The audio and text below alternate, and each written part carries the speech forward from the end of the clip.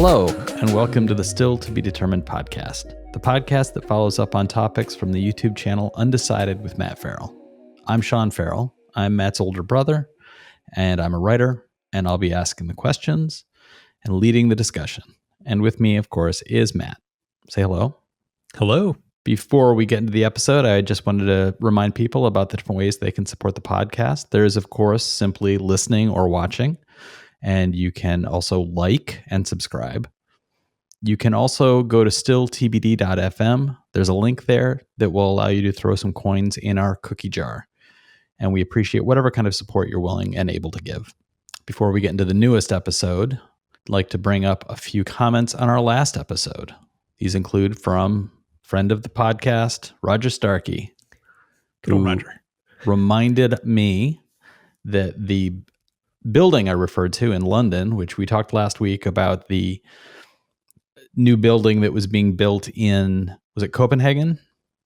I believe so, yes. Or Rotterdam? It was Rotterdam. The Rotterdam building, which is a very unique architectural design, like a space donut, kind of look. Actually, the more I think about it, it's a little bit like the Guardian of Forever from Star Trek. Yes. You go back in time. If you go back in time, unfortunately, with those wires that are strung between it, it will also cheese grate you as you go through it. But Roger pointed out that the building in London, which I referred to, which I thought was called the Pickle, he reminds me it's called the Gherkin, which of course is a kind of pickle.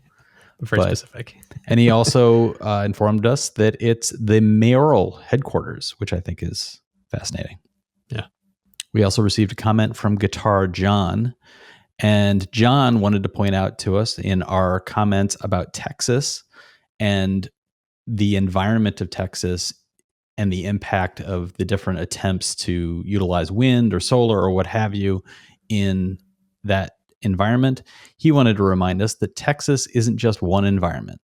He writes, "We have everything from stupid humid subtropical to grasslands to desert. Any device deployed here would need to be set up for the particular climate in that part of Texas." That's a great reminder, John, that we can't make assumptions about a state as large as Texas or any area being homogeneous. And I also really tip my hat to your reference to the humidity in Texas as stupid humid. Yes. I like that framing. Yeah. And a little bit of information I wanted to pull from the news, a little mini conversation before we get into Matt's most recent episode. I wanted to get your thoughts about the announcement from Ford this week. Ford made a pretty dramatic step forward in their EV pursuits. And I wanted to get your thoughts about that, just in general. Yeah, the F-150 reveal I thought it couldn't have gone better for them. It's like they came out swinging because the Cybertruck kind of laid the gauntlet down for what a truck could be as far as like range and towing capacity. And Ford came out and just basically met them almost across the board for the different specs. And the thing that surprised me most was the price. It's like it starts under $40,000, and that's not including any incentives. So it's very price competitive to the Cybertruck. It's very price competitive to gasoline trucks. And it looks like one kick-ass truck. So if you're a truck person, this is going to probably be one of your leading contenders when you're looking at what's out there. And I was saying to a couple friends of mine, it's like I have a deposit down on a Cybertruck, and I don't know, I wasn't sure if I was going to actually go through with it or not. And I'm planning on building a home in Western Massachusetts, so I am seriously considering getting a truck. And the more time goes by, the less I want a Cybertruck, especially with where I'm moving to, because I don't want to be that guy it's the Cybertruck guy in Western Mass. So when I go pick up some milk from the store, I don't want to be like turning heads to pick up some milk. You don't want people to be hearing the Knight Rider theme song as you cruise down the road. Yeah. If I was living in an area where there would be other Cybertrucks around, then I would feel a little more comfortable, but I don't want to be the only Cybertruck around, which would be where I'm moving to. So it's like, if I'm going to get an EV truck, I'd be looking at something like a Rivian or now this Ford F-150, which it looks more trucky and can kind of fade Feel in like the it blends in background. a It's little kind of bit. Yeah. a little less bling, but it still gets me all the things I'd be wanting to get out of a EV truck. It's a very impressive vehicle. I'm very happy to see what Ford's doing with their EV strategy, because they've been kind of quiet as far as revealing, like, what are they doing with their battery infrastructure? What are they doing with their, EV factories that they're going to have to build?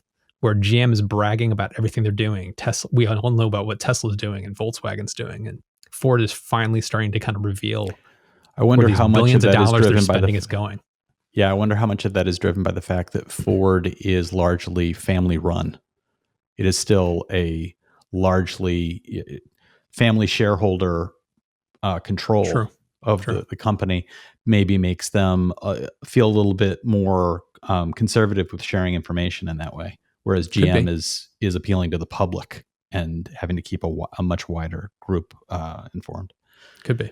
But I thought that the dollar value that they're also putting into that part of their planning and their very clear, open statement um, really was a signal change of Mhm. saying we have as much of an opportunity here as Henry Ford did when he created the Model T Yeah. and started mass producing cars. That this is that next moment where we can plant a flag, become a leader, and really it's a shot across Tesla's bow Mhm. largely.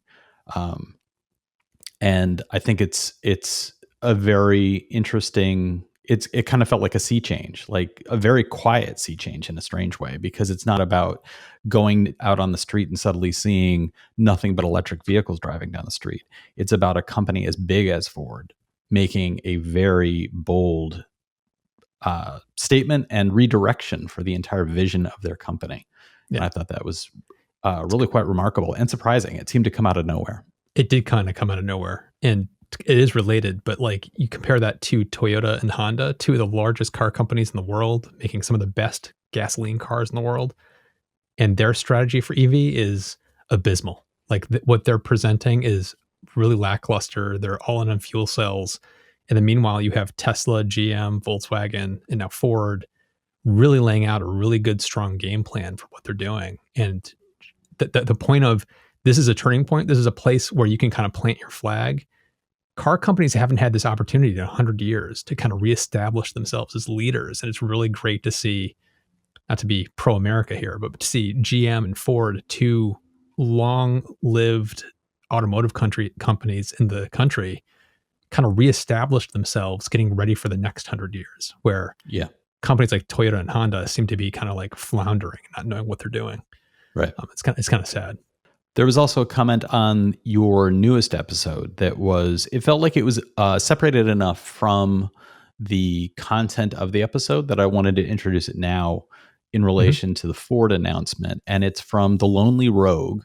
And Rogue wrote, I just bought my first EV last night, partially because of the influence of your videos. A used 2012 Nissan Leaf. Very happy to be doing my part and saving money. And this made me think about something I hadn't considered before, which would be an ever growing Mhm. used electric vehicle market. And I was wondering if you wanted to weigh in on that at all.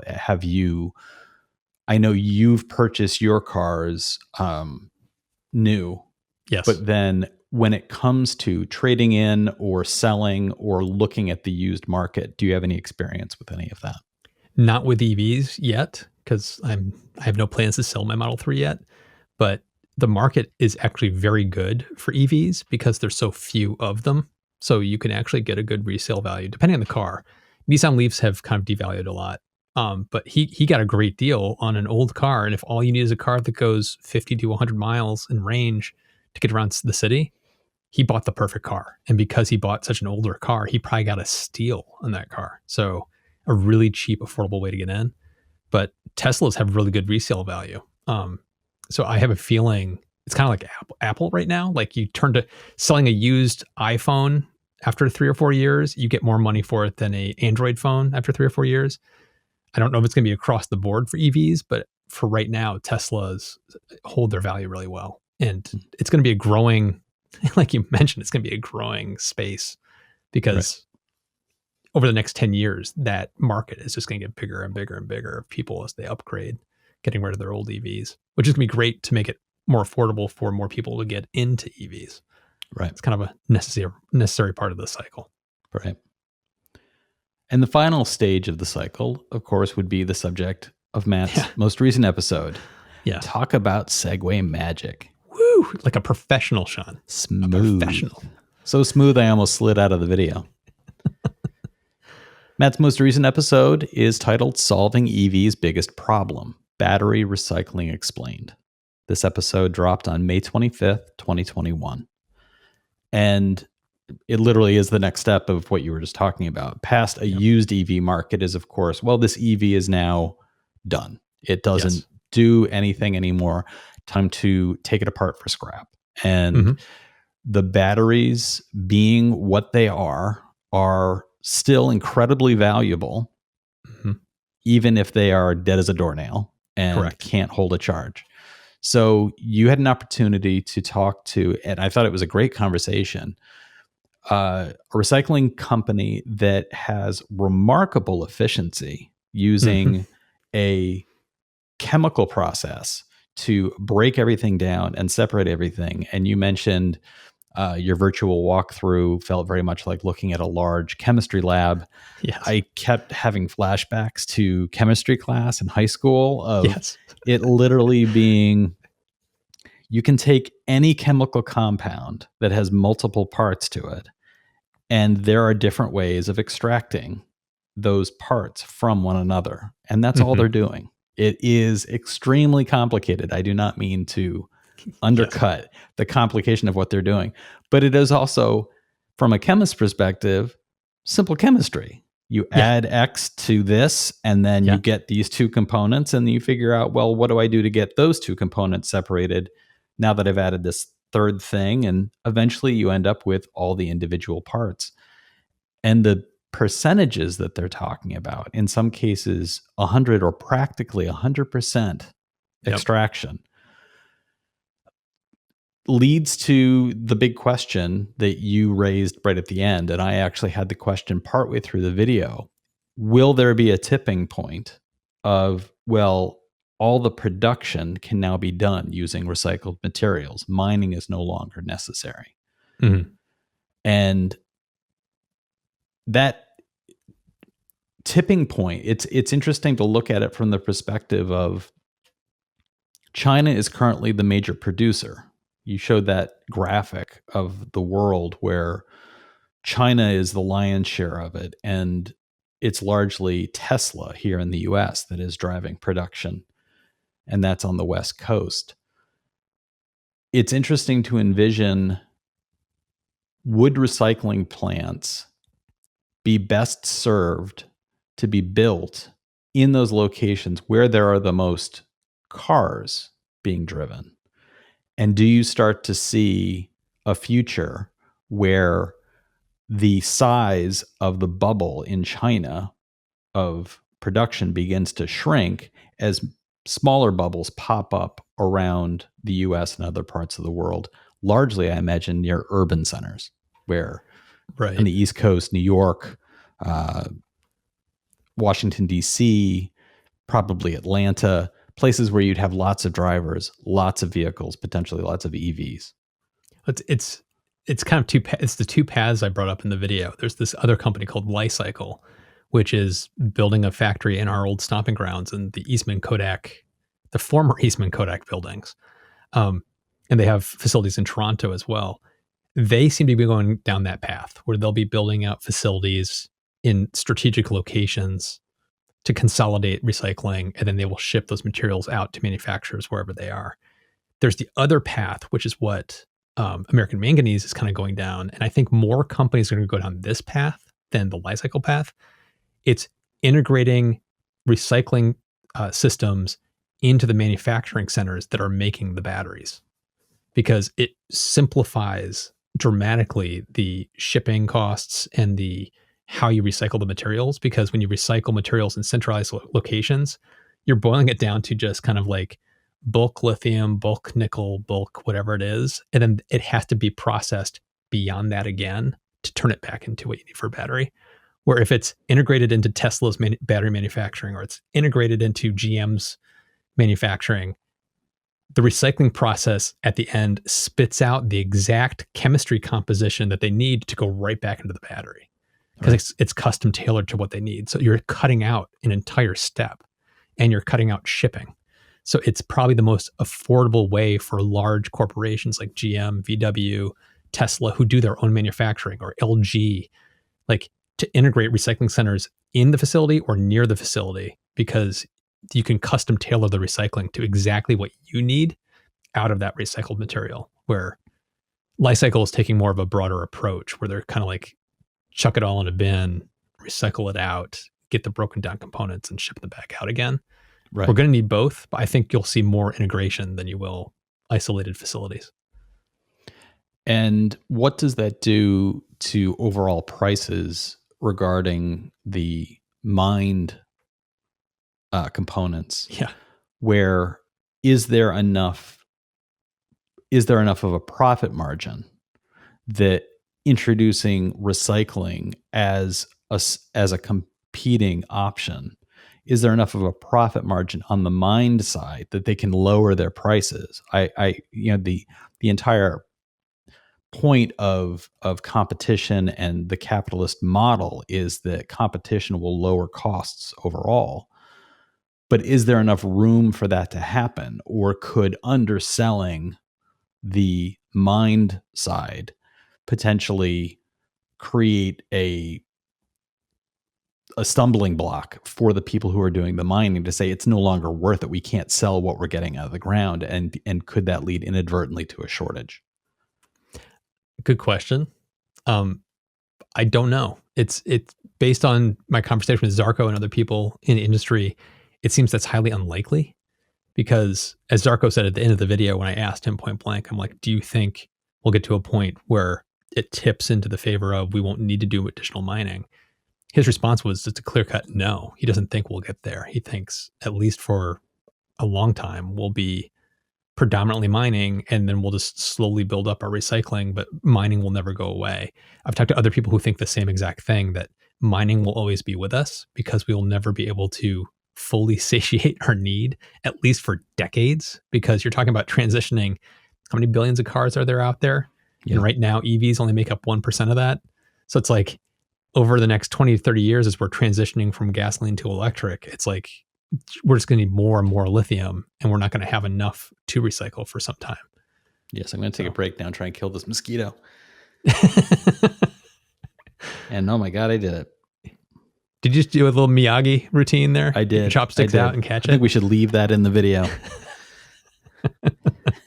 Yes. In preparation for filming the video, as longtime viewers may remember, I had to button up my door, which was to put the drape that I use over the door to cover the back window.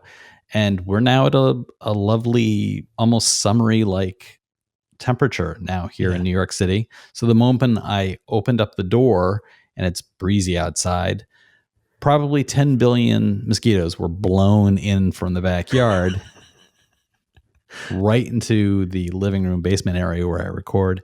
And I shut the door, sat down, and almost immediately spotted a very large mosquito that was looking to feast. And so just now, as we were recording, I lost track of everything Matthew was saying because the mosquito was flying directly between my eyes. I looked at the video just in time for you whacking the microphone. Yeah, I hit the microphone. So if there was any sound from that, that we can take that out. But the rest of it, the excitement of me actually one-handed grabbing the mosquito right out of the air. Sometimes I like to reaffirm for myself that I am in fact Batman. Or Mr. Miyagi.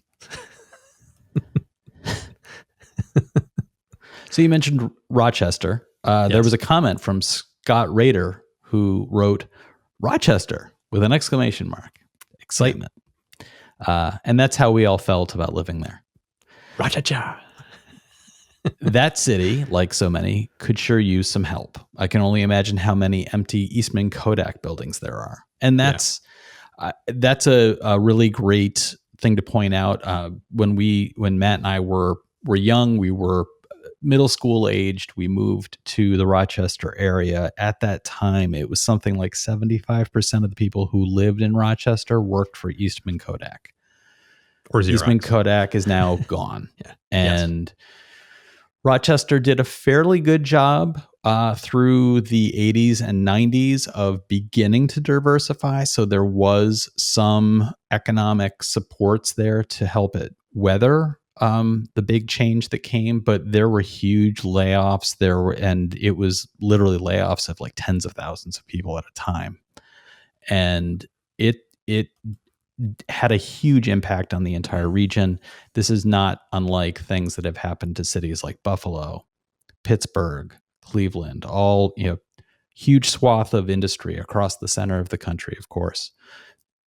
Recycling plants like this could be a huge future. A company that was looking for places to set up. It's not unlike, in the movie It's a Wonderful Life, there is the scene when George Bailey is talking to his old friend about the possibility that a plastics plant might be built in Rochester. And George Bailey recommends, hey, what about right here? Because we have a factory that's empty. There's lots of places that have those empty factories that could be repurposed for just this kind of work. And I think it's as you pointed out, Matt, the number of cars, the demand for batteries, not to mention, this isn't just cars we're talking about. These are the Yeah. same battery packs that would be in a power wall. These are the things that people are going to be wanting to put in their homes. Yeah. So when it comes to the demand is not limited to auto manufacturers. This is going to be expanding from everything from the phones we have in our pockets to the power walls in our garages to the cars in the garages to, I can imagine, a plethora of things we haven't even thought of yet Yep. that might involve battery packs. So with all of that coming, the next layer, of course, is what do you do with all those components when they need to be recycled? Recycling plants are probably going to be a major industry in the future, wouldn't you say? Oh yeah, that's part of the reason been very interested in this for the past couple of years. I talked to Zarko a couple of years ago for the first time, and he and I have been keeping in touch. So it was just a matter of time before I kind of circled back to this video again, this topic, because it's very important. It's going to be a booming industry in the future. It's kind of inevitable we have to get there. And to kind of tie it back to recycling of like plastics, where plastic recycling is just a major boondoggle. It's a gigantic facade. We only recycle something like, I can't remember, it's like 20 or 30% of the plastic we make, and the rest just goes into landfills. And we consume like 5 grams of microplastics a day. We're kind of killing ourselves slowly with plastics. And it was all in the 70s portrayed as, oh, we can recycle plastics. The problem is it's cheaper to make new plastic than it is to recycle old plastic. And it's part of the reason why it's never caught on. It's because the economics just aren't there and no companies want to do it. And it's just, everybody keeps kicking the can down the road. This is like the opposite, because already these recycling companies are showing we can get these materials cheaper for you than you going out and digging new mines. So the economics are already there and they're going to stay there. And you can kind of equate this to like lead acid batteries. We recycle about 99% of the lead acid batteries that are manufactured today. And part of the reason for that is there's government requirements, and it's cheaper to recycle those batteries than to make new. So it's like, that's what's going to happen with lithium ion as well. So this is going to be a booming industry. And there's a reason why there's like literally over 100 companies around the world all racing to become the dominant players in this market. Money to be made. Right. Everybody's going after it. My last question on this is, you, of course, are talking about this from a U.S. perspective and the growth potential here. Is there a country or a region that is already doing something at a level which you'd say is, oh, they're 5 years ahead of us? And is there a region or area that you would say, oh, they're ignoring this completely and that's absolutely terrible? When you're talking about recycling, I would kind of say it's just across the board, and I know there's going to be European listeners that will find this funny, but I'm just going to say the EU is just kind of 5 years ahead of the United States pretty much in everything right now. Pick a topic, 5 years ahead. Doesn't matter. Better building requirements, better things about solar, better They're 100 recycling. years ahead in the chocolate market. I got to tell you, anytime if you're buying chocolate, I'm sorry, Hershey's. I know you've got brand recognition here, but beer. Yeah. Come on. Seriously though, they have requirements around things around recycling, expanding beyond just batteries, but like they have requirements that companies who make a thing are responsible for disposing of that thing, and is built into the cost structure of what they can sell it for. So it's kind of like, when you go get a bottle here in the United States of soda and it's got a 5 cent or 15 cent, deposit on the bottle so that it incentivizes you going to do it. It's similar systems like that for solar panels and things like that in Europe. So they are way ahead of us. We need things like that in place around the world. The United States, which is kind of the Wild West of business, the free market, the dollar is going to drive recycling. And you can see that from the fact that there's so many recycling companies that are spinning up here, because there's a business opportunity, money to be made.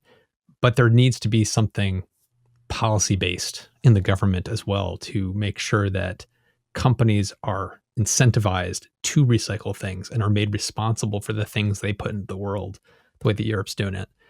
China, I don't know, because there's like a whole lot of China's weird because they often don't. They sometimes tout things that are true, and sometimes they don't talk about things that probably are true that they should be talking about. So it's like I'm not completely clear on what they're doing. Right.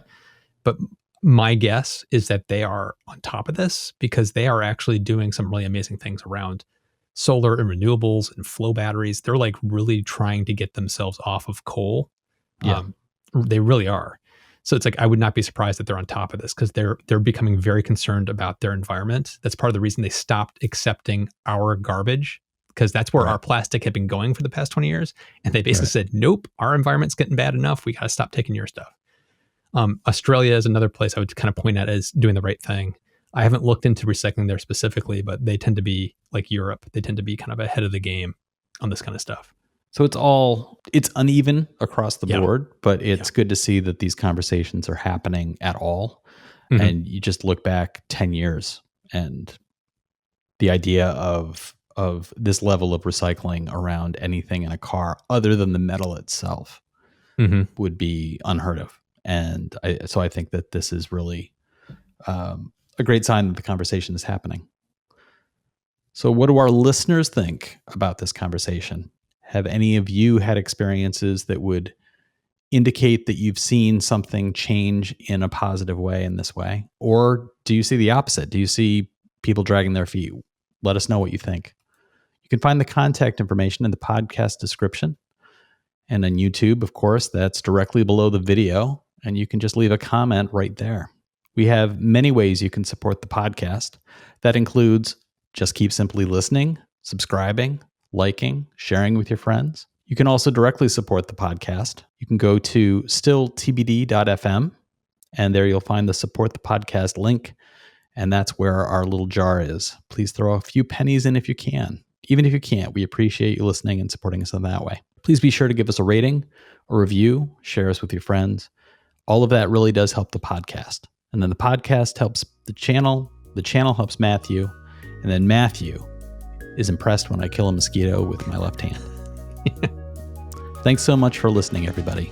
We'll talk to you next time.